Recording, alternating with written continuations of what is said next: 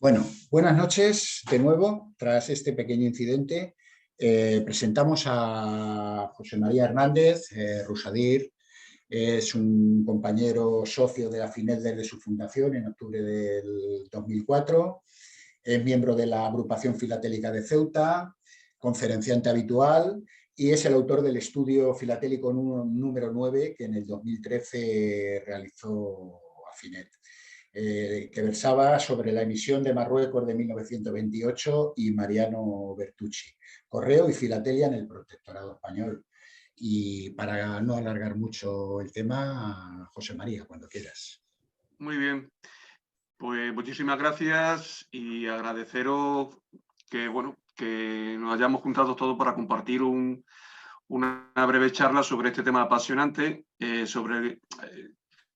importante para la historia de nuestro país y del cual uno de sus hechos más dramáticos precisamente se ha cumplido este verano el centenario. A nadie se le escapa la importancia que tuvo la derrota, masacre, el desastre de Anual para la historia de España, que nos duró bastante tiempo su influencia. Comparto pantalla. Vamos a ver la campaña de Marruecos. Y esto lo ponemos de esta manera. Ya me decís cómo se ven. ¿Lo veis bien? Sí, se ve perfectamente.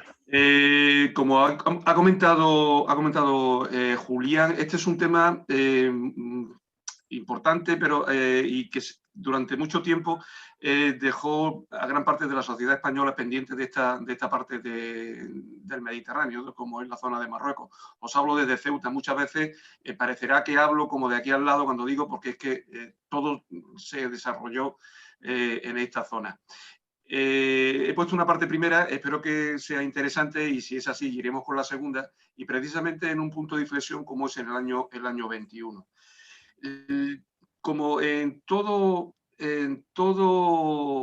historia postal, bueno, nuestros elementos de estudio son las cartas. Y las cartas son cada carta es producto de su época y va a tener un lenguaje propio. Ese lenguaje nos va a determinar en la mayoría de las veces cómo está organizado el correo, el tema económico a través de las tarifas, etcétera, etcétera. Tiene sus propios elementos significativos que la circunscriben una época. En el caso de campaña, pues va a ser mayormente que van a estar afectas a un sinfín de franquicias a lo largo del tiempo y la mayor parte de ese tiempo se va a justificar la franquicia con los cuños de las unidades militares. Os he traído esto, voy a hablar preferentemente en este caso del símbolo de la infantería. Y también la mayoría de las cosas que vamos a ver va a estar referenciada al ejército. No es por nada, es que va a intervenir la Marina. De la Marina ya se ha hecho un buen estudio. Juan Escriga tiene publicado un buen estudio sobre la participación en campañas que se publicó en la Real Academia de Filatelia y también el tema también de la aviación militar. Haré un breve comentario, pero no he puesto pieza porque esto sería un disloque. Por primera vez, el león blandiendo la espada, defendiendo un libro, en principio es un libro, es un elemento genuino del ejército constitucional del siglo XIX. El primero, ahí lo tenéis, esto es un leonífero, esta figura es un leonífero porque porta el león. Este símbolo lo que intenta es sustituir a las banderas durante el trienio liberal 1820-23, sustituyéndolo de la misma manera que las águilas francesas y en su día las águilas romanas, pues eran los símbolos propios de las unidades militares. Esto no cuajó. No cuajó. Más adelante, no cuajó porque en el año 23, con los 100.000 hijos de San Luis, se entroniza nuevamente. No que se entronice, sino que Fernando VII vuelve al trono y da el traste con todo esto. Ya durante avanzado el siglo XIX lo vamos a volver a ver el reglamento de la Milicia Nacional. Aparece aquí, esta es la bandera coronela del regimiento de la Constitución, si bien en aquella época del 37, pero la Constitución que va a aparecer en los regimientos es la genuina liberal del año 1812. Aquí os he dejado nuestro siglo XIX, bueno, es un siglo azaroso, por todas las intervenciones que vamos teniendo, tanto en el interior como en el interior. Muchas de ellas, la mayoría de ellas van a tener franquicias en el correo privado. Empezamos muy brevemente, para que nos hagamos una idea, con la Guerra de África. En la Guerra de África tiene su propio fechador, es el único es la única vez que se va a utilizar un fechador con la leyenda propia del Ejército de Operaciones, que es este del Ejército Español en África. Esto que os pongo aquí es como se publica en el averiguador, lo publica el doctor Tebusen, Mariano Pardo de Figueroa, pero aquí tenéis, estos son unos ejemplos, son del Archivo Diocesano de Ceuta, que, por ejemplo, también tenéis estos sellos ya de unidades militares, ya empiezan a aparecer en los escritos oficiales. Este es el regimiento de Zaragoza, anteriormente hemos visto el regimiento de Ibernia, y estos son los membretes que también se utilizan, y este membrete en concreto va a formar parte también, hay alguna que otra pieza filatélica que aparece este es de la Intendencia Militar del Litoral de África. De la Guerra de África, hay otra serie de intervenciones militares en el extranjero, pero circunscribiéndonos a lo que es el norte de África, más concretamente en la zona de Marruecos. La siguiente va a ser en la zona de Melilla. Es la conocida Guerra de Margallo, la Guerra de los Sellos, la Guerra de Melilla, etc. Para la historia postal, que es lo que nos interesa, pues bueno, pues ha quedado estas viñetas de franquicias militares. Hay un hilo del Ágora que precisamente habla de los ideantes de esta viñeta y de la catadura moral de estos ideantes, pero que, bueno, que al fin y al cabo no deja de ser, bueno, pues un producto ya de un mercado filatélico que empieza a ser muy atractivo, pues para cometer toda clase de tropelías. También se concede la franquicia en este caso ya no es una marca concreta de ejército, que como puede ser el Ejército de España en África o como puede ser el Ejército Expedicionario en Santo Domingo, etcétera, ¿no? O el Ejército del Norte, las guerras carlistas, ¿no? Esto ya le van a permitir que las grandes unidades y los cuarteles generales de las grandes unidades puedan marcar la correspondencia para a efectos de franquicia. En este caso es el de la segunda división del primer cuerpo de ejército. Esto es para dedicarle una charla a esta guerra, pero no obstante, la podéis, el amigo Luis tiene un estupendo estudio hecho en su página de San Filatelio que básicamente se puede consultar y para tener una idea, una aproximación filatélica a esta campaña. Nuestra presencia en Marruecos, bueno, el siglo XIX es el final, el último tercio del siglo XIX es la época en la que se van formando dos grandes imperios coloniales ultramarinos, de una parte Inglaterra y por otra parte Francia. Llega un momento en que, circunscribiéndonos a África, no va a quedar nada por repartirse. Y para evitar tensiones entre estas grandes potencias y otras más que quieren entrar en el mercado de este reparto, en el reparto de la tarta, pues se convoca una conferencia que es la conferencia de Berlín del año 1884. Realmente lo que se va a poner allí es un poco de orden en la libre navegación en la cuenca del Congo y de los ritmos principales de aquella zona, pero ya es un aldabonazo para de lo poco que queda o lo mucho que queda de África, repartírselo. Es decir, una manera de cómo justificamos legalmente la apropiación de tierra en África. España, que no se va a quedar dentro de lo que es una potencia que está viniendo a menos, se nos quedan todavía las posesiones en el Caribe y en Filipinas, pues aprovecha la ocasión para dar a conocer a todos los gobiernos europeos, a las principales potencias, que ha llegado a un acuerdo de protección con una serie de tribus independientes que hay en la costa de lo que está la costa de Sáhara, que está enfrente a las Islas Canarias, es lo que es la colonia Río de Oro. Después, posteriormente, también tendrá su franquicia para la correspondencia epistolar. Conferencia de Algeciras, pues lo mismo, ponernos de acuerdo, que no haya tensiones, porque cada vez más Francia y sobre todo el juego franco-británico, tú te quedas con la parte de Egipto, yo me quiero quedar con la parte de Marruecos, pero hay un tercero en discordia que España tiene, que hay una cierta zona de influencia. Bueno, pues hay una especie ahí de componentes, de acuerdos secretos, hasta que aparece un tercero o un cuarto factor, que es Alemania. El Kaiser aparece en Tánger y dice que, bueno, que hasta aquí hemos llegado porque Marruecos tiene que conservar su independencia, etcétera, etcétera. Para evitar precisamente tensiones, conferencia de Algeciras, posteriormente, a raíz de la conferencia de Algeciras, uno de sus puntos es para mantener la estabilidad en Marruecos, se crea una serie de tabores de policía en los principales puertos, todos los instructores van a ser, en una parte van a ser españoles y en otra parte van a ser franceses. empieza a haber una serie de agitación antieuropea en Marruecos, disturbios. A los europeos, bueno, pues de alguna manera son disturbios antieuropeos. La muerte del doctor Mochaneluda, entra un cuerpo de ejército de Francia que está en Argelia y toma Ouda, y después, durante la construcción del puerto de Casablanca, pues hay una serie de altercados, hay muertos, y entonces Francia y España se ponen de acuerdo pues, para mandar fuerzas de desembarco. España manda 500 hombres porque lo que quiere es mantener el status quo, ejercer una acción de policía, nada más, y Francia de una atacada mete 6.000 hombres y llega a tener un cuerpo de ejército de 16.000. Francia ya está dando a entender que su idea de entrar en Marruecos es para quedarse.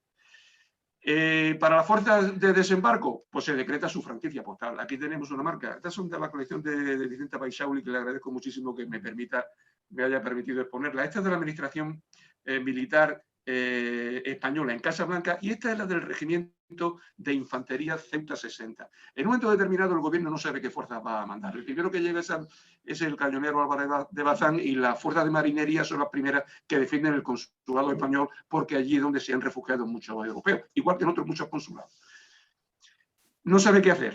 Si mandamos al regimiento de infantería de marina, si mandamos una brigada de cazadores que tenemos en el campo de Gibraltar, al final opta por mandar fuerzas de la Comandancia General de Ceuta.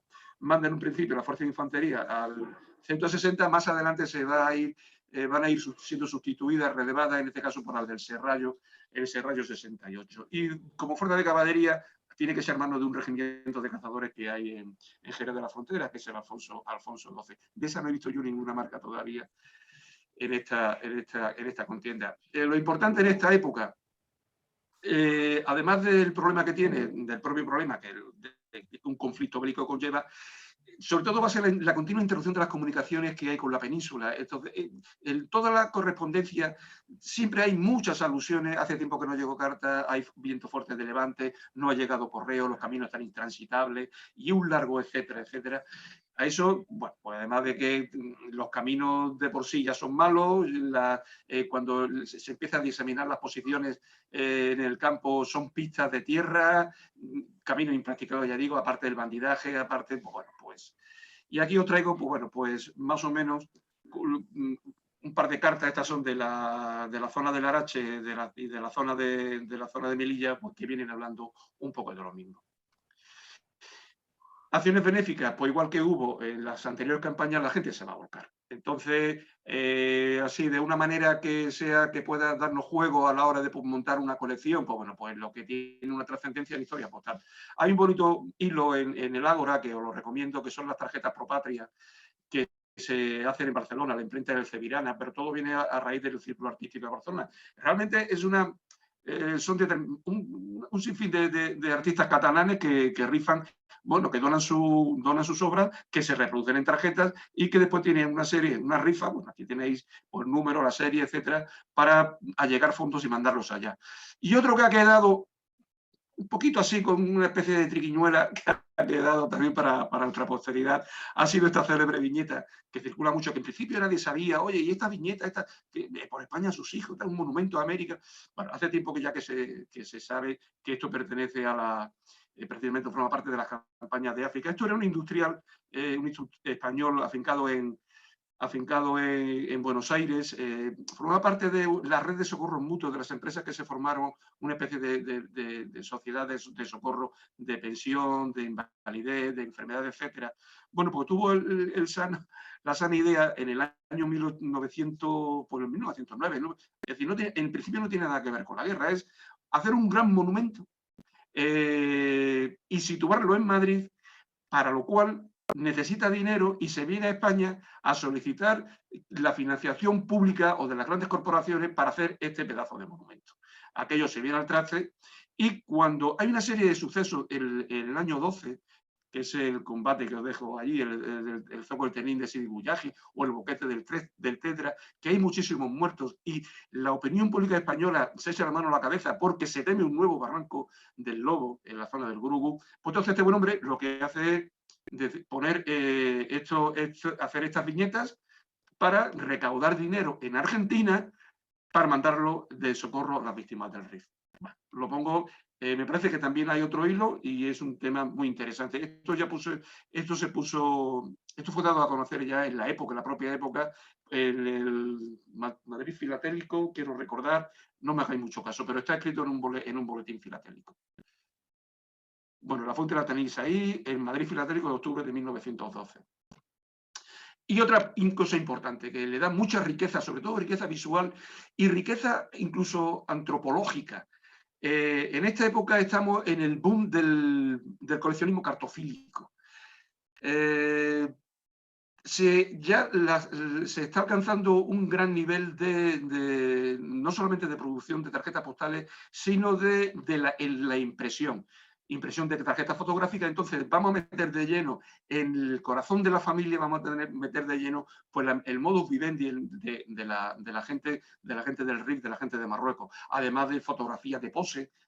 No se ven escenas de guerra. Esa la veremos, y muy dramática, cuando después del desastre de Anual, cuando se reconquista nuevamente el territorio con todos los soldados que fueron masacrados en Monte Arroyo. Ahí sí serán escenas verdaderamente dramáticas. Este es el territorio donde nos vamos a mover. Y aquí precisamente donde va a ser principalmente en la zona oriental de Melilla y en la zona esta, que es en la zona de Ceuta. Es una orografía tremenda. Estos son todo montañas, con unas barrancadas impresionantes. Esta es la parte útil que siempre se ha hablado, que es esta zona de aquí, que es la zona del Larache, Alcazarquivir y Arcila. Y esta es más o menos la zona llana. Todo lo demás, si conocéis las Alpujarras son más altas, pero igual de intrincado. Ahí es donde se tuvieron que batir el cobre todos los chavales que fueron allí. Campaña del año 9. Estas son las campañas de Marruecos. Ahí os doy una relación. En Melilla, bueno, siempre se ha achacado que se fueron allí a defender las minas, que los ricos, bueno, no. Es decir, hay muchas causas por las que se organiza este pandemonio en Melilla.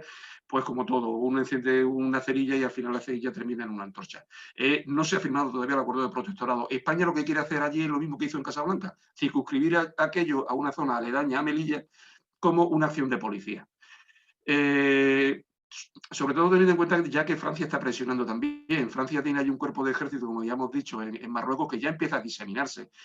Aquí es una especie de carrera a ver quién llega antes, a ver quién se hace antes con el control del territorio, que ya previamente, en el año 4, hay un tratado secreto que han firmado España y Francia han firmado para determinar la zona de influencia. Melilla, a los que lo conocéis, siempre ha estado constreñida por murallas y no va a ser hasta la guerra del 93-94 de Margallo cuando empieza a expandirse. Tiene su dotación de guarnición y aquí os he traído, por ejemplo, una que es el sello de la Brigada Disciplinaria de Melilla. Si se aprecia, lo he puesto aquí y podemos ver un poco de texto. Ayer fuimos de convoy a Sidi Hamed del Has, teniendo el primero bastante fuego que nos causó 15 bajas, entre ellas un capitán muerto. Eso en guerra civil es imposible leerlo. Nosotros, que mucha gente que hace guerra civil, a partir de un determinado momento entra la censura, pero en cambio en aquella época esas cosas llegan a casa. Ya veremos más adelante. Llega un determinado momento en que desde el Congreso se van a levantar voces de ciertos diputados pidiendo la censura de la correspondencia. Hay censura de prensa, hay censura previa telegráfica para los corresponsales de prensa, pero la gente puede escribir tranquilamente de lo que está sucediendo de manera dramática. Esta es la guarnición que tiene Melilla, con una dotación de 5.600 hombres. Con deciros que al final de la campaña, que esto empieza en julio y al final de la campaña será en noviembre, se monta un ejército de 44.000 tíos para hacer frente pues, a los aledaños de Melilla, es decir, un poquito más allá del Brugú, es decir, si conocéis Melilla. Melilla adolece de mucha infraestructura, pero en el año 9, antes de que empiece la campaña, tiene una plaza de toros. Es decir, no tenemos nada, pero taurinos sí somos. Aquí os dejo, y aquí os pongo un poco pues, lo que pasa con esto. Se tienen que traer rápidamente las brigadas. El gobierno ya se intuía que tendría que hacer uso de la fuerza en mayor o menor medida en el norte de Marruecos. Antes de que empiece el conflicto, ya había formado una especie de brigadas mixtas con las brigadas de cazadores que estaban en el campo de Gibraltar en Madrid y Cataluña. Es una especie de task force, es decir, son una fuerza de despliegue rápido, por llamarlo con una terminología actual. Y entonces, pues nada, pues tienes aquí las guarniciones 5.600, aquí tenemos más o menos lo que en la semana trágica, es decir, para dotar esa task force, los batallones estaban en cuadro y tienen que hacer uso de, tienen que coger los soldados a balazo, como aquel que dice, para meterlos en los batallones, y tienen que llamarlos reservistas. Ese es el origen de la Semana Trágica de Barcelona, cuando los reservistas de la tercera brigada mixta tienen que mandar a los familiares, más son los primeros que mandan. Estas son las brigadas mixtas, la de Madrid, Campo de Gibraltar y Cataluña. Aunque al principio la infantería siempre va a tener un cuño más o menos homogéneo, no siempre es así. Por ejemplo, aquí tenéis el león rampante en Cazadores de Barbastro y en Cazadores de Tarifa, pero Cazadores de Alba de Tormes, pues bueno, pues decidieron, o quizá lo tuvieran en la Plana Mayor, y este es de la Cuarta Compañía, pues que hicieran algo pues, por lo más rápido que pudieran. Esto, bueno, esto es una imagen del reparto del correo, esto es de la época, este es de la actualidad de Barcelona.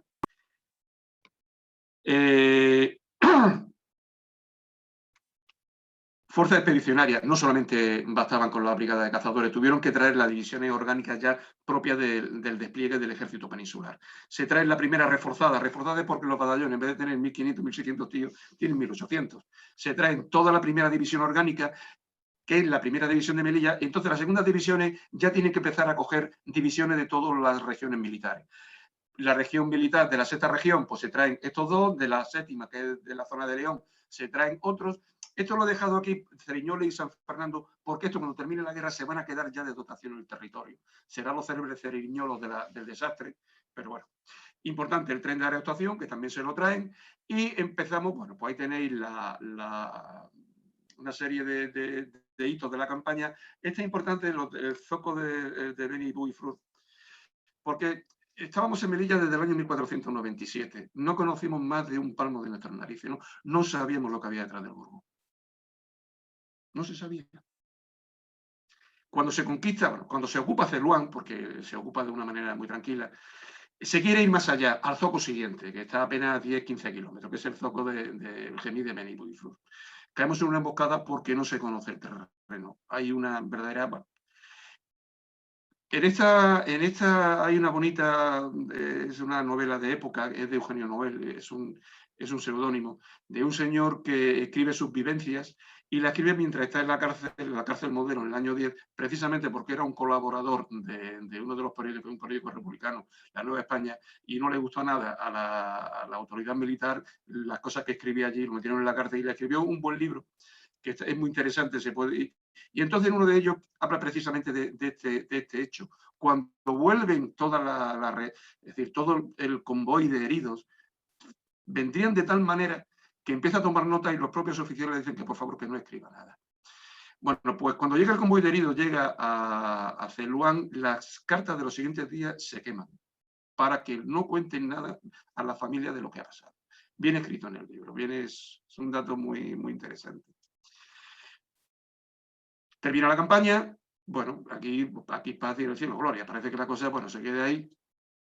Aquí he puesto este mapa, la campaña del 9 queda todo muy cerquita de Melilla. Esta campaña va a terminar en el 12 y vamos a llegar hasta Alquer. Bueno, pues la Capitanía General de Melilla, de pasa de 42.000, se repatrian fuerzas, se quedan 20.000 hombres, y los 20.000 hombres, bueno, pues se crea un nuevo regimiento, el Tazdir, de una célebre carga que hubo en los llanos de Tazdir, un regimiento nuevo, y sobre todo que se crean las fuerzas regulares indígenas de Melilla. España se da cuenta y tiene como ejemplo a Francia. Francia tiene un ejército colonial que lo lleva y lo maneja allí como entiende mejor, y tienes tiradores senegaleses, espagis argelinos, zuavos, etcétera, etcétera.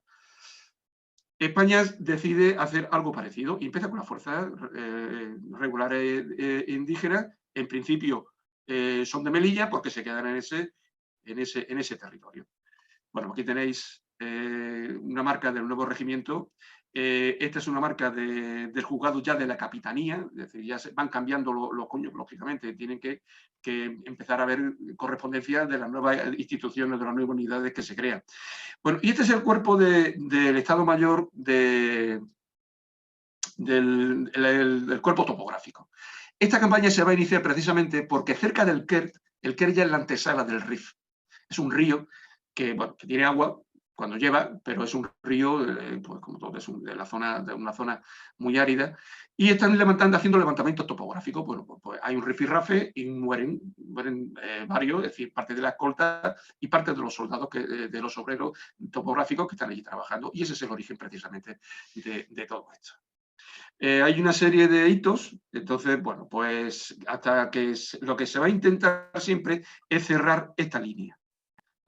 Esto es la línea cercana a la costa, estos son todo ya montañas, son cadenas montañosas que van paralelas a la costa, porque por aquí es donde se penetra y lo que se quiere precisamente es que no haya una penetración para que pueda poner en peligro otra vez a la ciudad de Melilla, como pasará después con el desastre de Anual. Bueno, por aquí empiezan a llegar los refuerzos. La brigada de cazadores se fueron, vuelven a llegar, se trae la del campo de Gibraltar y se habría establecido un núcleo de tropas en la zona de Málaga y se mandan 2 regimientos, Extremadura y Borbón, y de Valencia, pues de Valencia viene Guadalajara, Mallorca y caballería, Alcántara de caballería. Y de la zona de Ceuta, que en ese momento está tranquila, pues mandan al Ceuta y al Serrallo. Aquí tenéis el regimiento de infantería del Serrallo, que procede de Ceuta, Guadarrás, que vino de Madrid con la guerra del 9 y permanece en ese ejército de ocupación de 20.000 hombres. Y esto, os he dejado esto porque esto es, hace tiempo, un señor que tuvo la buenísima idea, que estuvo en aquella zona, de empezar a mandarle tarjetas postales a un amigo suyo. Y este señor, allá donde fue, y fue a muchos sitios, mandó muchísimas postales y allá donde iba, en cualquier unidad se pasaba, oye, por favor, ponme el regimiento, o que pudo haber estado destinado, él seguramente tuvo que ser un oficial. Es del batallón de cazadores de Talavera 18. Aquí tenemos el cuño, lo que se llama el sello de armas de la unidad, y aquí tenemos el sello de franquicia oficial del juzgado de la unidad. Todos los juzgados todas las unidades militares tenían un juzgado militar. Bueno, por este caso utiliza la franquicia. Bueno, esto es una cosa que mandan una tarjeta postal a un señor que estaba en Melilla, en el regimiento. Este señor se fue a Palma de Mallorca y con el sello de la unidad fue repelida. Es una cosa curiosa. Este tipo de escritura en la guerra civil se prohíbe. Ya sabemos por qué. Aquí, a ver qué censor es el guapo que empieza a leerse tropecientas mil cartas escritas de esta manera. Pero esto era muy, lo que hayáis manejado correspondencia de la época, esto era muy normal. Había un mantra, va a haber siempre un mantra en toda la intervención española en Marruecos. El foco de la rebeldía, el foco de todo este conflicto va a estar siempre en la zona del Rif central, en la que habla de Beniurraguel o Beniurriaguel, enfrente del Peñón de Alucemas. La idea siempre es ir a Alucemas. Y se está viendo ya que desde el año 12 ya empieza la gente a ser consciente, los propios soldados, que hay que ir a Alucemas. Y cuando de Valencia llega a los regimientos Mayor y Guadalajara, este señor le está escribiendo a su padre o quien fuera, iremos a las costas de Alucemas. Porque ya creen que se está preparando el desembarco. Y aquí hay una cosa muy interesante que habla de la diferencia de los soldados, por ejemplo, del batallón disciplinario, que podríamos decir que son soldados profesionales que llevan mucho tiempo, a los soldados de reemplazo. Y dice lo mismo, y como dice aquí, dice, los mismos moros lo notan. Dicen que está gallina. Esto es una frase muy típica que siempre se ha dicho. Dice, los del batallón disciplinario son soldados de presidio, que en la pasada campaña de 400 quedaron 80. Bueno, en los últimos combates los moros enemigos se llevaban a sus heridos amarrados, arrastrándolos por el suelo.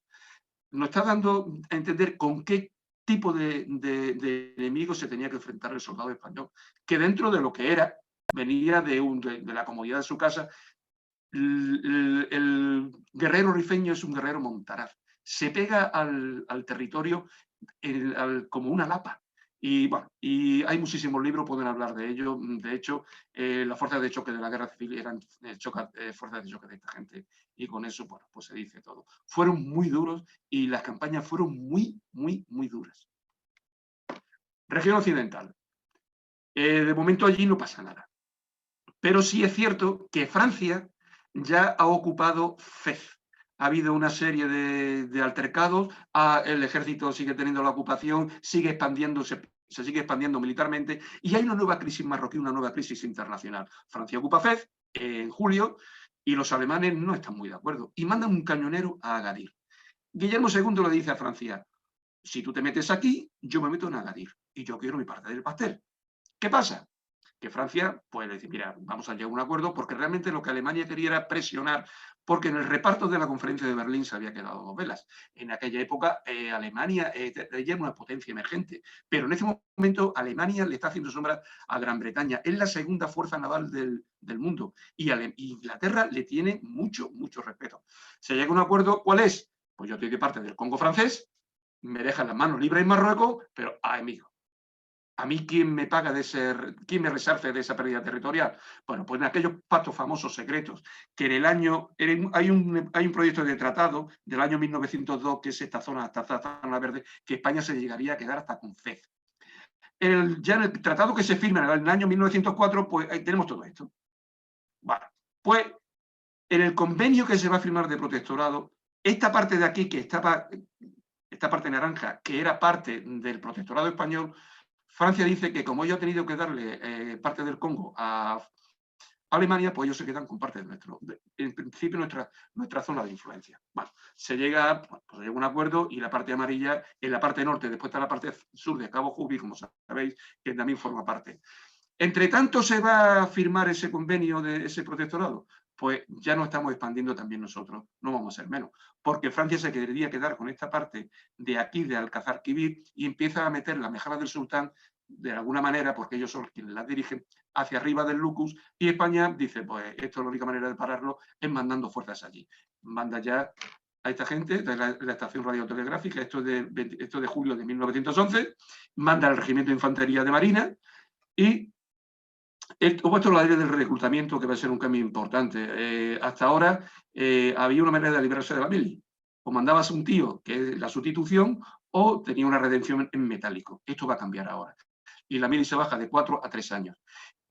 Aquí empieza lo que después se llamará el soldado de cuota. En la región occidental, pues hemos firmado el protectorado, y Alfao, que es comandante general de Ceuta, lo nombra alto comisario, y entonces tiene que entrar en Ceuta. En principio, bueno, pues hay un acuerdo, no hay ningún problema, pero eso dura poco. Dura poco, y entonces necesita refuerzos. Esto es de la infantería de marina, ya estamos en el año 13. Aquí hay un tabor de policía. El tabor es una unidad tipo batallón. Esto forma parte de aquella célebre acuerdo del año 1906. En los principales puertos se montaba un tabor, son tablos de policía serifiana. Tetuán no tiene puerto, pero lo tiene al lado, que es el puerto de Río Martín, que realmente es su puerto. Bueno, pues esta es.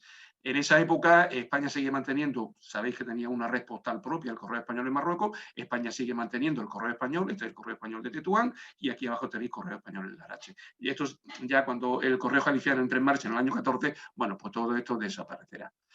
Importante, la aviación militar. No he puesto nada, pero solamente reseñar que la aviación militar empieza en España, se había creado en febrero del 13, y en noviembre del 13 mandan la escuadrilla expedicionaria Sania Ramel, cerca de Tetuán. Es la primera actuación bélica de la aviación militar en todo el mundo. Después vendrá la Gran Guerra Mundial, bueno, eso ya será el despivote. ¿Se firma el protectorado? Bueno, por el año, uno de los acuerdos, que España cede todas las oficinas postales que tenía el Correo Español, por la cede a la nueva administración. Esta es la zona norte. Tiene también en la zona de la zona francesa. Esa desaparecerá en el año 15. Os traigo este tipo de fechador porque con las últimas ocupaciones, España, pues bueno, España ahora mismo está aquí, en esta zona. Y aquí, pues bueno, pues está en esta zona hasta Tetuán. Ha abierto en Cabo de Agua, en Nador, Avanzamiento a Celuán y en Rincón del Medí. Todas esas oficinas postales tienen este tipo de matasellos. Es el último matasello del Correo Español en Marruecos, que es un matasello, yo le llamo tipo Pablo, por llamarlo de alguna manera, porque son todo muy recto, todo muy... Y mientras veis que en las primitivas oficinas siguen utilizando el Correo Español, Tetuán, aquí ya son estas modernas.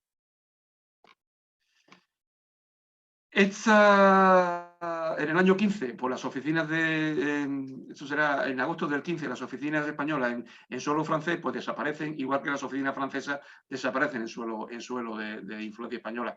Allí nosotros nos cepillamos unas pocas, mientras los franceses me parece que son una, como mucho dos, porque ya el Larache desaparece Tetuán y porque el Larache ya había desaparecido. Caso aparte el tema Tánger, lo dejamos aparte porque Tánger tiene un estatuto zona internacional. Esto lo dejo, yo pongo aquí que son dos administraciones distintas, la francesa y la española, incluso la propia de Jalisciana, distinta de la española, tiene sus propios sellos. Y esta, bueno, pues estos son los matasellos que son un poco de salir al paso, porque parece que son de cuño de tampón. Estas son oficinas de campaña, esta es la oficina de campaña de CADUR y esta es la oficina de campaña, el respaldo de avanzamiento. Esta carta está escrita desde esta posición. Esta posición se toma al final de la guerra del Quer. Cuando aquella viñeta, el célebre desastre del Tedra se origina aquí, en este boquete. El boquete del Tedra, que esto era aquí se infiltraban y toda esta llanura quedaba para la correría de los rifeños. Perdón, me he ido. Bueno, pues solamente os dejo esto. Esta es la franquicia, pero como la franquicia solamente afecta a correo ordinario, pues tiene que pagar la correspondiente tarifa de certificado. Esta es la campaña, esta es la foto de avanzamiento del correo de la estafeta de campaña. La zona oriental, pues la Gran Guerra lleva una ralentización de toda la campaña. El RIF la zona norte de Marruecos es un hervidero de espionaje. Alemania quiere levantar las cábilas, sobre todo, quiere levantar las cábilas contra Francia, pero le da igual que levantar las españolas que levantar las francesas. De hecho, los principales cabecillas, tipo Raisuni en la zona occidental, pues siempre van a estar tanteados por los agentes alemanes. En esta época se traspasa la línea del Quer, que era una línea mítica en el imaginario rifeño, que es la puerta, la antesala entre comillas, la antesala de su casa. Por lo mismo, sabrás cómo me voy al Peñón. Todas las islas, Peñón, Chafarina, todas están surtidas con guarnición de Melilla. Os pongo estas que son de Guadarrás de San Fernando y Ceriñola, porque son los regimientos de dotación. Se sigue utilizando la franquicia, el sello franquicia oficial para mandar. Esto es muy interesante. No se ha hablado de esto, pero ahora os lo digo. Lo tenía, se me ha pasado. Cuando hablé del coleccionismo cartofílico, bueno, pues hay una manera permisividad por parte de la UPU, porque intervienen también los países extranjeros y permisividad por todos los correos. Para que salga más, para aplicar tarifa de impreso y no salga tan cara la tarifa de tarjeta postal, pues lo que se hace es como si le negáramos la mayor, ¿no? Te tacho y ya no eres tarjeta postal. Vale, pues vale, por lo que tú digas. Pongo impreso, pues vale, pues venga. Y lo que hago es ponerle un sello de 5 céntimos. Pero como estoy en guerra y tengo franquicia, pues te la mando y le pongo el sello de franquicia. Por tu nariz. Pues llegó. Este es el rodillo del Lisboa. En los otros casos, en la otra que vimos con anterioridad, que está más allá en Cerluan, está mandada a Francia y lleva un sello de 5 céntimos. Esta lleva, estamos en Gran Guerra, esta lleva la marca portuguesa. Estamos ya en Tetuán. Esto está recién iniciado la campaña. En Tetuán se entra en febrero. Esta carta es de junio y Alfau tiene que pedir rápidamente refuerzo porque empieza a tener problemas con la cábila circundante, la cábila de Angera, Guadarrás. ¿Y qué es lo primero que le mandan? Pues mire usted, pues le mandamos la Fuerza Regular Indígena que está en Melilla. Se la mandamos en noviembre, llegan en noviembre, el 16 de noviembre llega el 16 de junio a Tetuán, y el mismo 16 de junio, el mismo 23, ya empiezan a pegarse torta, porque el mismo día que llegan ya entran en combate. Estas son dos marcas que traigo. Esta la he sacado aparte de un documento oficial de regulares, las dos son de la fuerza para que se vea bien, es la misma. Y esta es otra posible marca que se puede ver, porque esta es la marca genérica del regimiento, por esta es la de la segunda compañía de uno de las, porque son 3 compañías, después se formarán tabores ya en el año 16 cuando haya una reorganización, perdón, en el año 15 habrá una reorganización. En la zona de Larache, pues mandan un regimiento expedicionario al reinado que estaba en Córdoba, y aquí tenemos que esto se hace en el hilo, siempre se ha suscitado esto. Oye, ¿qué, esto es el tercer batallón tal? ¿Y qué es esto de representación? Está suficientemente explicado en el Ágora, pero para lo que tengáis esto, porque en Larache estaba la plana mayor del regimiento, y el regimiento estaba diseminado por todas las posiciones y el resto de plazas de la comandancia de Larache, como puede ser Alcázar-Quibir, Arcila, y toda esa franja que vimos, que es una franja llana, hasta llegar a Tánger. Bueno, pues en Larache, como es como lo que se llama una feria de representación, pero cuando llega el correo, si tienes que irte, tienes que dejar tus cosas, pues más o menos una oficina de apoyo. Seguimos más o menos en esta época de Gran Guerra. Hay una figura clave en esta zona, igual que Abdelkrim será clave a partir del año 20, a partir del 19, sobre todo a partir del 20, hay una figura clave en la zona oriental, que es el Raisuni. En un principio, bueno, esto es un señor, entre comillas, se podía llamar un señor de la guerra, pero es un señor que es el Bajá de Arcila, que tiene un gran poder sobre las cábilas de toda la zona de la región del Yebala, que es todo ese entrante que entra en el Mediterráneo, ¿no? Y siempre ha jugado a múltiples barajas. Este señor lo que realmente quería era que lo nombraran califa, pero era un señor medieval. Más, de hecho, Silvestre, que es comandante general de Larache, tiene verdaderos encontronazos con él. Porque España lo que está allí en principio es para hacer una labor de protectorado y llevar, entre comillas, bueno, pues una manera de entender las relaciones entre administradores y administrados, por lo más normal a la europea. Este señor no. Este señor es un verdadero dictador medieval.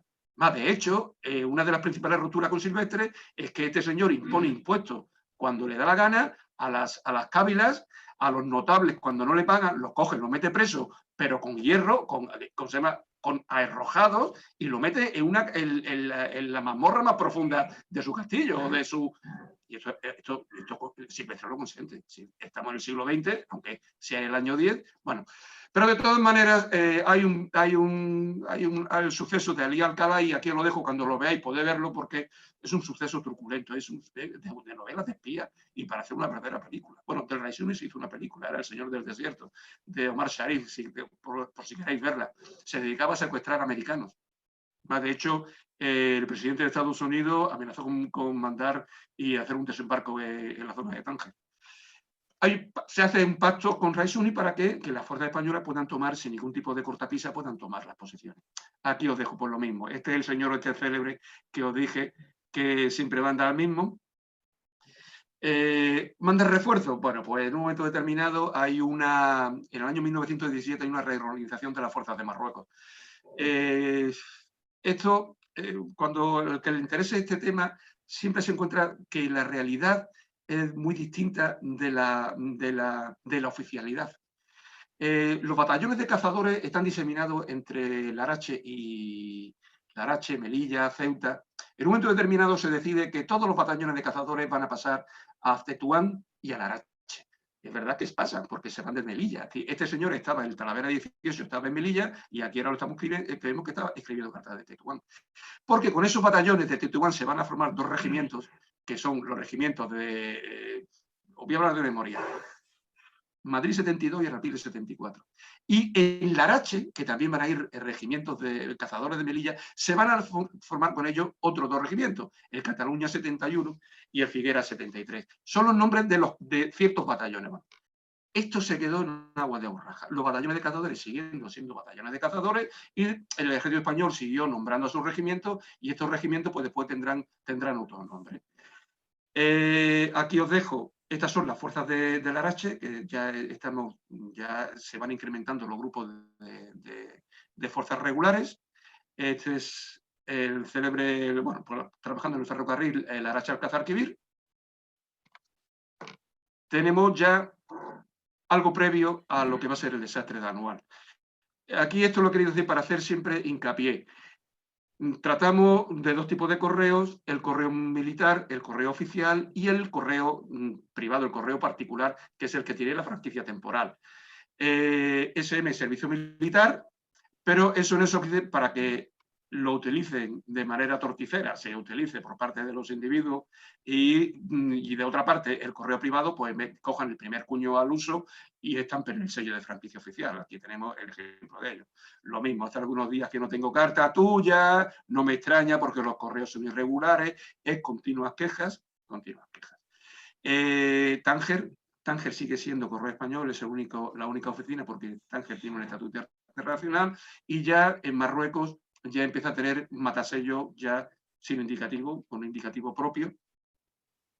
Este momento se le estaba poniendo cerco al Raisoni. Lo más intrincado de toda esa zona montañosa, la zona de Tazarut, pero se tienen que terminar ya todas las operaciones porque hay que ir en socorro de Melilla, porque Melilla está a punto de caer la ciudad.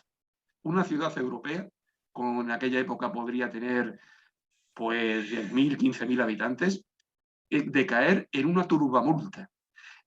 Os quiero recordar lo que pasó, pues si no os acordáis, qué pasó después de la Gran Guerra en la zona del litoral mediterráneo de Turquía, cuando entran los turcos, que eran y siguen siendo, vamos, supuestamente, y masacran a las poblaciones que hay en la costa.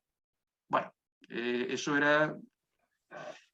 En el año 20, pues, ha terminado la Gran Guerra, una gran depresión, la economía española, bueno, pues que antes mandaba toda su producción, estaba en función, era al ser país neutral, de seguir nutriendo a los ejércitos en conflicto, bueno, pues una de las cosas que hay que empezar a suprimir son las franquicias postales.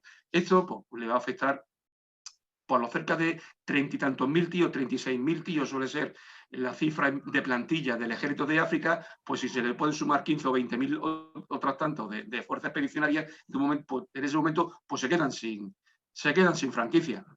A eso hay que añadir que la petición, hay una escasez de sellos en el protectorado, que es donde se desarrolla mayormente, están diseminados en las posiciones, porque ha habido un error, primeramente se pidieron en el tiempo los sellos y después hubo un error en la distribución, que tenían que haber venido por la normal compañía transmediterránea y lo mandaron por la compañía transatlántica y allí estaba, nadie sabía qué hacer con ellos y lo mandaron a destiempo, pues entonces hubo que utilizar otro tipo de signos de franqueo, pues, telégrafos, sellos de telégrafo, pólizas, etcétera, etcétera. Incluso los bisectados, estos bisecados famosos. Ya estamos terminando, os he querido dejar... Esto es ya es atemporal, en el sentido de que aquí son las conexiones ferroviarias ya hasta los años 20 y tanto. Ahí tenéis todas, la podéis...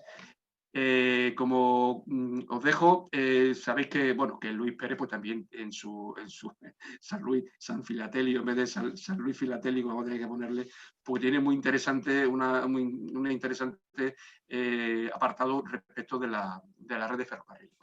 Yo voy a hacer solamente un comentario. Yo no he visto nunca el fechador español, el fechador ambulante Tánger Fez. No lo he visto. Seguramente habrá. Pero lo que sí he visto es que en el año 29 hay una toma de posesión de un nuevo inspector de correos, que es el jefe del correo jariciano. Y cuando se pasan, los que habéis hecho muchas veces cambio tenéis que pasarle las herramientas de matar al siguiente, pues se detalla todo lo que se le entrega. Y en ese detalle hay 2 fechadores octogonales con la leyenda ambulante descendente, con la abreviatura típica, y ambulante ascendente Tánger Fez. Son los ambulantes españoles. Hay el marchamo del Tánger Fez para cerrar la saca y otra serie de, aparte de muchas cosas más que se le entrega, alguna otra cosilla más relacionada con ese ambulante. Incluso hay artículos de época, sobre todo del año 30, en La Voz de Correos, que hablan del vagón del ambulante español, precisamente para ponerlo en comparación con el excelente vagón del ambulante francés. Bueno, no sé si se empezó a utilizar y al poco se desistió. Sí se utilizó y eran poquísimas las cartas, no se utilizó, pero que sí está previsto. Yo quiero creer que sí se utilizó, aunque poco. El ambulante español llegaba hasta aquí, hasta Arbagua. Esta es, aunque nosotros llegamos hasta aquí, pero seguía aquí era una estafeta de cambio internacional donde se hacía el traspaso. Y cuando veáis aquí esto, este es el tractocarril. El tractocarril es, bueno, pues a un camión, a un tractor que lleva su furgona, que lleva detrás los bastes, unos bastes especiales, pues se le aplica una especie de ruedas de tren, ruedas de ferrocarril, y se va por un ferrocarril tipo de Cauville, que ya se está utilizando el ejército para el avance, ya lo estaba utilizando en la guerra de África del año 59, 60. Si veis, aquí hay dos líneas. La primera efectivamente sale de Batel, la que va a Kanduzi, a Darketani. Esto es paralelo a la línea del Caire, pero la que ya penetra en lo que sería después la línea de contacto con lo que es el corazón del Rif, realmente parte de Tistuti. Son dos líneas diferentes de ferrocarril. Llega el momento crucial. Esta es la última diapositiva, solamente para poneros en situación. En el año 20, realmente ya empieza, digamos, la expansión de la zona oriental, porque lo que se quiere es llegar aquí, al núcleo de la rebeldía. Esto es una zona, como he comentado, y sobre todo esta zona de aquí, bueno, es la misma. Esta zona que hay más para acá es infernal. Eso es cuando se habla de Ketama, se habla de los bosques de Ketama, es muy bonito, muy nevado, hay mucho árbol estupendo, pero intrincado como ellos son. Pues eso fue la zona donde tuvieron que batirse el cobre. Se van tomando una serie de posiciones. Cuando se toma a Barran, se toma en junio. El mismo día que se toma Barran, se pierde. Hay gente, sobre todo los historiadores militares, que echan en falta que el mando militar del momento no hubiera tenido en cuenta esto. Bueno, pues el día 7 se toma Igeriben. Cuando digo tomarse no es que se luche, sino que se llega al collado, el enemigo retrocede, y llega un momento en que cuando se retiran el convoy que ha ido para fortificar es poner una alambrada y sacos terreros. Pues cuando el convoy va de regreso, entonces cuando se ataca el convoy, y posteriormente es el sistema de ataque que tienen los rebeldes. Pues Igeriben cae. Igeriben cae el día 21, después de muchos intentos de socorrerla. ¿Y cómo cae? Pues el comandante Benítez, que está allí, le dice al campamento de Anual, donde está Silvestre, que es el comandante general: cuando dejen de escuchar nuestros tiros y nuestros cañonazos, bombarden directamente la posición, porque estaremos en lucha bayoneta con el enemigo. Ese es el calibre de la lucha que se llevaban en las posiciones en Marruecos, a bayoneta y a cuerpo frente a frente. No es como ahora mandar un Trident o mandar un Tomahawk desde el Golfo Pérsico y mandarlo a Bagdad. Y cañonearon la posición. No se salvaron, se salvaron 2 o 3.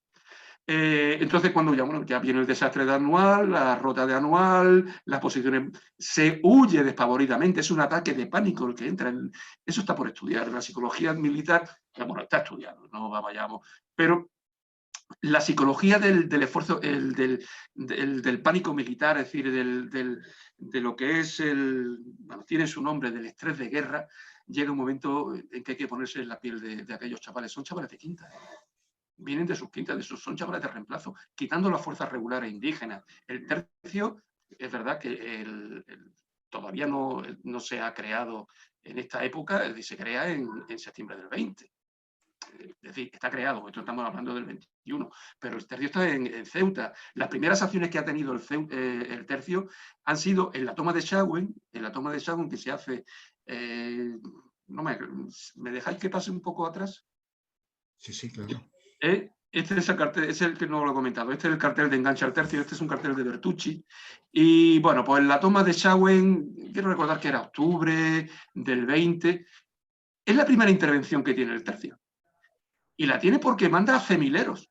El tercio no va como fuerza de choque. Hace falta mandar un convoy grandísimo desde una posición intermedia, que es el zoco de Arba, de Beni Hassan, que es una estafeta de campaña que ha mandado muchísima correspondencia. Y el tercio, el cobre se lo bate ahora cuando tienen que mandarlo a Melilla. Bueno, el primero que mandan a Melilla, pues caen todos, y caen de una manera muy dramática. Montearruiz, el gobierno, al comandante naval, al general Navarro, que es el segundo de Silvestre. Silvestre es el del Raptor.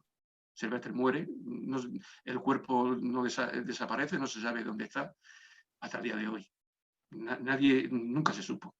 Llegan a Monte Arruis, aquí está la célebre carga de Alfonso, del escuadrón de Alfonso XII, la célebre carga de Ligán, que después de muchísimos años en el centenario, que se cumple ahora, es cuando se le ha dado la corbata, es decir, se le ha dado la laureada al regimiento.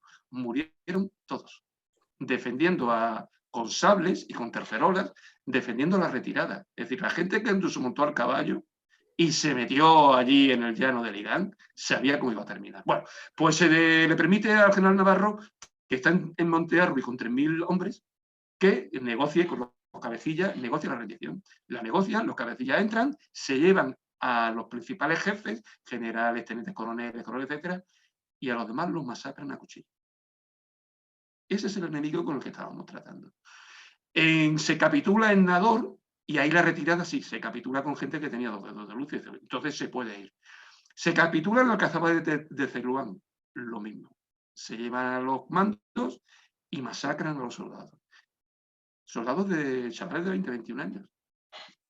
Bueno, casi la totalidad de las posiciones caen. Después va a haber un informe. El informe se pondrá en agosto, del agosto del 23, se está discutiendo el informe Picasso. Empiezan a pedirse que se depuren responsabilidades penales, que no solamente lleguen al mando, sino que quieren apuntar, lógicamente, a Río Revuelto con la ciudad de pescadores. Quieren apuntar al rey para que haya un cambio de régimen. Bueno, no se consigue porque eso fue en agosto y en septiembre Primo de Rivera da un golpe de Estado. Primo de Rivera está en Cataluña y ya teníamos llegado. Bien, pues entre una cosa y otra, yo he puesto aquí una cifra. Esta es una cifra de baja. La baja del ejército español siempre ha sido un tema de conflicto. Unos dan 7.000, otros dan 10.000, otros... Yo he puesto 13.000. El informe Picasso se hizo después, bueno, es un informe que tiene es oficial, bueno, pues cada uno puede ser el que quiera. Y hasta aquí hemos llegado. Si os creéis que puede ser interesante una segunda, pues arrancaríamos de aquí ya con las célebres tarjetas del Ejército de África, esas tarjetas azules, porque el gobierno sigue siendo cicatero y en lugar de dar la franquicia postal universal a todo tipo de correspondencia, pues dicen que no, que solamente unas tarjetitas que yo me las hago, yo las distribuyo de aquella manera y encima no puedes utilizar todas las que quieras, son 4 o 3 por mes. Esto es una cosa ya para la próxima, sí. Y lo dejo con esto. Es el centenario del desastre de Anual. Bueno, pues es un homenaje no solamente a ellos, sino a todos los que estuvieron en África y todos los que siguieron estando, como nuestro amigo común, algunos que tenemos aquí, que hicieron su servicio militar y sirvieron las armas al servicio de todos en estas tierras africanas. Pues con esto hemos terminado. Yo no sé si me he alargado mucho. Ante todo, disculpa. Lo que sí quiero deciros que si veis que, bueno, pues que me he ido por los cerros de Tisiasa, como veremos en la próxima, y si no ha sido a menos, no es por culpa del tema, que el tema lo es y mucho, sino porque no he tenido la suficiente capacidad para hacerlo transmitir pues todo esto. Al fin y al cabo es historia del presente, del momento presente, y es una historia no de hechos militares. Yo no quiero, porque no se trata de eso, se trata que sea una historia de la gente, una historia una historia vivencial. Esta época es muy bonita porque hay mucha carta, hay mucha tarjeta postal y la tarjeta postal pues, nos permite pues, tener acceso al momento en que fue escrita. Después ya, en la próxima ya veremos que la cosa se complica más porque, bueno, pero sigue habiendo cosas muy interesantes. Si tenéis alguna pregunta que hacer, pues estoy a vuestra entera disposición. Espero no haberme alargado muchísimo y nada más. Bueno, pues José María, muchísimas gracias. Yo creo que la charla filatélica, bueno, es una excusa para esta clase magistral de historia y de la estancia y de las peripecias de nuestros compatriotas en el norte de África. Y bueno, quedas emplazado para una segunda parte, para hablar a partir del año 21, cuando quieras y como quieras. Estaremos en contacto y bueno, abro los micrófonos para todo el mundo, el que quiera hacer un comentario, hacer alguna pregunta. José María, adelante. como melillense me pido prime. Como melillense de Cabreriza, tienes que decirlo. De Cabreriza baja. Sí, señor. Bueno, José María, ¿qué te voy a decir? Un placer escucharte porque nos has dado una cantidad de información tremenda, difícil de digerir, porque a pesar de que está en un corto periodo de tiempo, pues el volumen es más que importante, y encima me ha puesto deberes, porque ese ambulante de Tánger a Fe ya me tiene preocupado. Yo tampoco lo conozco, no lo he visto nunca. Sí que es cierto que hay un trozo de fechador en el que aparece Marruecos, que no he sido capaz de identificar de dónde es, y tendré que coger ese hilo y tirar de ahí a ver si puedo. Luis, si me estás escuchando, tienes el micrófono. El micrófono se ha ido, Luis. Pues ahora. Efectivamente. Vale, no. Efectivamente, yo tampoco lo he visto más. De hecho, para mí eres el referente. Cuando quiero ver si hay algún ambulante nuevo, acudo a tu página. Ni siquiera entre los franceses, en subasta francesa. Es raro que a estas alturas si no no lo conozcamos. Pero ya te digo, hay artículos que hablan del tren, del vagón ambulante, porque se trabaja en él. Hay gente que está destinada en el vagón ambulante y hay gente que hay una conducción contratada entre la estación del ferrocarril de Tánger y la oficina del Correo Español de Tánger. Es decir, que algo, pero bueno. Habrá que investigarlo. Habrá que investigarlo, efectivamente. Habrá que investigarlo porque realmente es un hilo más que interesante. Ya digo, de todo el material que has puesto sobre la pantalla, ese es el que me ha llamado más la atención, porque es el más ignorado de todos. Yo os recomiendo, vivimos en una época dulce, vamos a llamar dulce entre comillas, porque se han abierto muchos archivos con la nueva ley a partir de una determinada, muchos archivos militares. La señora ministra que tenemos lo ha abierto, bueno, lo ha abierto hasta 25 años atrás, pero es decir, que esta época y la época de guerra civil está completamente abierta. Además, hay mucha documentación y sobre todo mucho boletín, mucho que está en red. Y muchos libros de la época, escritos por la gente que estuvo allí, que está en red. Os animo, si entendéis que puede ser interesante, os animo a que, por ejemplo, en la Biblioteca Virtual de Defensa se puede entrar en la Biblioteca Digital de la Biblioteca Nacional, sin duda. Es decir, que hay cosas muy, muy interesantes. Ya os digo que yo me he llevado auténtica sorpresa. Yo, cuando en su momento estuve buscando en el año 17 esa reorganización, digo, aquí tengo un regimiento Cataluña, tengo un regimiento Arapiles, tengo un regimiento, y yo no he visto nunca en la vida. Y mira que han estado regimientos que hasta en Otumba, que estuvo aquí poco tiempo, hay marcas, y el de órdenes militares, y el regimiento de Asia, que ha habido marcas, no se ven muchas, pero bueno, porque en un momento determinado, ya os lo diré, ahora sí mandan regimientos, pero en un momento determinado mandan batallones expedicionarios. Lo que pasa es que en la nomenclatura siguen llamándole regimiento. Pero es coger un batallón, pues yo qué sé, de 600, 700 tíos y cazarlo a lazo entre el regimiento a ver quién quiere ir, porque no era sencillo. Y al final te das cuenta, repasando los anuarios que están a vuestra disposición, y es muy interesante, en la Biblioteca Nacional, los anuarios militares, que en el año 17 sigue habiendo batallones de cazadores, si bien es cierto que ya están en Tetuán, es cierto que se trasladan, están en Tetuán y en Larache, lo hay en el 17, en el 18, en el 19, en el 20, únicamente ya en el año 25, y previendo que se van a dar las tortas en el desembarco de Alucenas, esos batallones ya desaparecen y se forman otros batallones con otros regimientos, que son los batallones de cazadores de África, que eso llegan hasta la guerra civil. Es decir, la guerra civil hay muchos batallones de África, pero bueno, eso es. Os animo que hay interesantes sitios en el Ágora. ¿Alguien más quiere intervenir? Una más. Sí. En la diapositiva número 3 que has presentado, y de la que discrepo enormemente, porque tú sabes que yo soy un apasionado de los sellos de Melilla, ¿sí? De los mal llamados sellos de Melilla, efectivamente no son sellos porque no eran necesarios para el franqueo, pero son sin duda una de las piezas curiosas de nuestra filatelia. Y a mí me encanta estudiarlo. Luis, tienes puesto un sobre, perdona, tienes puesto un sobre que tiene los matasellos falsos.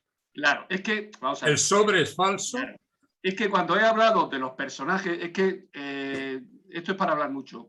Precisamente quería hacer hincapié en que estos personajes, Plácido Domingo y Miguel Rodríguez, bueno, estos eran quienes eran. Que ya no solamente falsificaban, no que falsificaban, sino que se sacaron de la manga el tema de las viñetas, sino que además hay mucho sobre manipulado. Mucho sobre manipulado. No quiero decir lo de falso, porque hay otros que tú sabes que se cogieron porque hubo un empleado de correos que parece ser que estaba en el ajo y lo que hizo fue utilizar los matasellos oficiales. Es decir, ¿es falso? El matasellos sí, en este caso es falso. Bien. El matasellos de Melilla que se utiliza Ya es un matasello fabricado para matasellar. Claro. Por eso te digo que quería hacer el hincapié, lo que pasa es que ya me he ido y ya no lo he dejado, pero bueno, que me alegro mucho que lo haya sacado, precisamente para evitar cosas. Incluso la marca de la unidad militar es falsa también. Sí, bueno. Y hay por ahí otros que han falsificado, por ejemplo, que le ponen la marca de la unidad, el sello de la unidad, y vamos, y yo no sé si el sello, la marca, el fechador que lleva, ni siquiera si la unidad estaba allí. Es decir, que efectivamente, por eso yo antes era muy apasionado de las franquicias, pero he de decirte que el paso de los años me ha hecho ser menos apasionado. Quizás de las primeras viñetas de uso general del año 93, quizás alguna sea buena. Quizás. De las célebres estas que tienen el escudo. El escudo. Del resto, vamos, ni de coña, con perdón. Por cierto, saldrá espero ya lo meteré en el Ágora, un artículo de una colaboración que he hecho con el archivo de la ciudad. Estos señores estuvieron encausados criminalmente.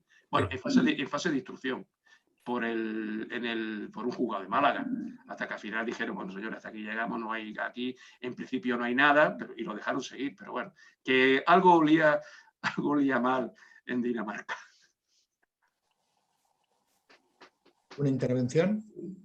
Oye, perdona un momentito, José María. No sé. Cuéntame, Mario, me alegro oírte. Y yo también, José María. Oye, muy entretenido. Me quedo con dos cosas de tu conferencia. La primera, que tenemos que ir empezando a corregir lo de la guerra de Marruecos por las guerras de Marruecos. No sé qué te parece esto, porque lo has explicado muy bien, las distintas campañas, ¿no?, que ha habido en los distintos momentos, ¿no? Bueno, la idea es decir, señores, ¿por qué empezamos pegando tantas tortas a partir del año 9? Como si, bueno, esto viene porque antes de eso hay una serie de intervenciones en Marruecos. Bueno, estas son las más sonadas, es decir, después hay otras que... las plazas de Ceuta y Melilla siempre han estado sometidas a mucha presión.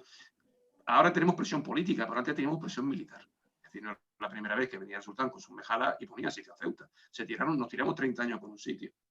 Precisamente porque aprovecharon el cambio de dinastía de la Austria a los Borbones. Pero es que después se fueron a Melilla y estuvo sitiada. Es decir, que el estar aquí... es decir, cuando estuvimos aquí durante el protectorado con todas las guerras y esto, fue la culminación de un proceso histórico. Algunos lo retrotraen por el célebre codicilo de Isabel II, pero bueno, perdón, Isabel I. Pero bueno, esto es... Y efectivamente, hay varias campañas. De hecho, hay un tema muy interesante, muy apasionante, que es el tema de las medallas militares. Hay gente que las colecciona, yo no, porque eso es un mundo proceloso. Se dieron cuenta de que cada vez que había una guerra, había una campaña, se inventaban una medalla. Hasta que al final tuvieron que decir, señores, vamos a dejarlo porque aquí esto va a ser los generales, cuando se pongan las chapas, va a ser como los generales norcoreanos, se le va a hundir el pecho. Entonces decidieron solamente hacer una. Después se inventaron lo de los pasadores. Vale, pues yo he estado en esta guerra, pero como he estado en estación, el pasador del Quer, de Melilla, de Neniu. Bueno, pero es un tema interesante. Efectivamente, sí. La guerra de Marruecos pues son muy dilatadas en el tiempo. Y después lo que te quería comentar también es que me ha dado la sensación de que tienes montada la colección como para clase abierta, tomándote todas las licencias del mundo, ¿verdad? Y Y es mira, que volvemos a lo de que la historia postal es una ciencia auxiliar de la historia y en la guerra de claro, Marruecos bien. más que en ninguna. Ahora Y que ya además estamos hablando, me ha encantado porque he visto muchas colecciones de Marruecos y veo que se sueltan las marcas casi alfabéticamente, las franquicias que a claro, ti no te gustan. mira, Pero cuando tú lo ves en cada momento, en la campaña del 9, en la campaña del 11, en la campaña del 21, y la ves asignada a la demarcación donde se produce, es otra manera de verlo muy interesante, ¿sabes? vamos a ver, yo esto lo he retomado ahora, el tema de campaña. Bueno, lo he retomado porque hay que decirlo todo, yo esto lo tenía muy aparcado, porque me lo comentó Julián, digo, mira, sabéis que yo he estado últimamente, y más, de hecho todavía sigo, y tienen que salir algunas cosas más con el tema de Bertucci, y con el tema de Correo Jalisciano. Entonces he tenido que recuperar. Yo en su día presenté una colección que tengo, de campaña, y me dijeron, pues lo que me estás diciendo, esto no puede ser así.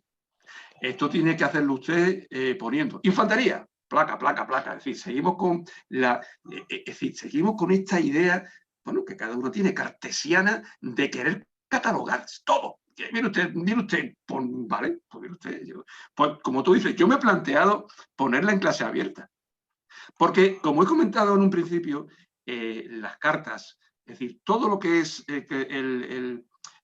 con lo que se trabaja en historia postal, todo es fruto de su tiempo. Tú no puedes descontextualizar una carta. ¿Tú cómo me puedes hablar de campañas de Marruecos y solamente poner regimiento? Ese regimiento pudo haber estado en su ciudad de origen, porque hay muchos que no llevan fechadores, ni siquiera. O puede estar en su guarnición, pues bueno, pues el Borbón estaba en Málaga, el rey estaba en Córdoba, pues, pero no sabe el por qué se desplaza. No lo sé, me parece un flaco favor, primero, a la carta, pero sobre todo al que va a ver esa colección, sobre todo al aficionado filatélico. Es decir, por eso, pues mira, pues la presento pues cuando es aquí en Ceuta, o alguien que me la pide, o toma, y ya está. Pero bueno, estoy de acuerdo contigo, Mario. No, pues, ya digo, enhorabuena porque es lo que hay que hacer, aunque digan que no. También cabe, vamos a ver, que yo comprendo que la catalogación... Hay una opción para eso. ¿Sí? Otra, si me Sí, permiten, Fernando. Sí, Fernando, adelante. está, bueno, primero que nada, ¿no? Felicitaciones por la charla, ¿no? Muy, muy interesante. Yo, bueno, tuve unos problemas de conexión, me perdí unos minutos de entrada, pero bueno, querés un comentario y unas preguntas. Comentario en base a esto último. Por ejemplo, existe la clase 2C de historia postal, que es la historia postal social, que existe hace algunos años, no tanto. Yo justo, bueno, tengo varias colecciones que exhibí bajo esa clase, y precisamente creo que es esto de lo que están hablando, porque más allá de lo tradicional de la historia postal, digamos, lo que se conoce de siempre, esta clase permite también contar ese aspecto histórico-social o incluir otras piezas que usualmente en la historia postal no se incluyen, como tal vez, bueno, alguna sobre con algún membrete relevante de alguna compañía u otro tipo de marcas, o por ejemplo las tarjetas postales como vos has mostrado.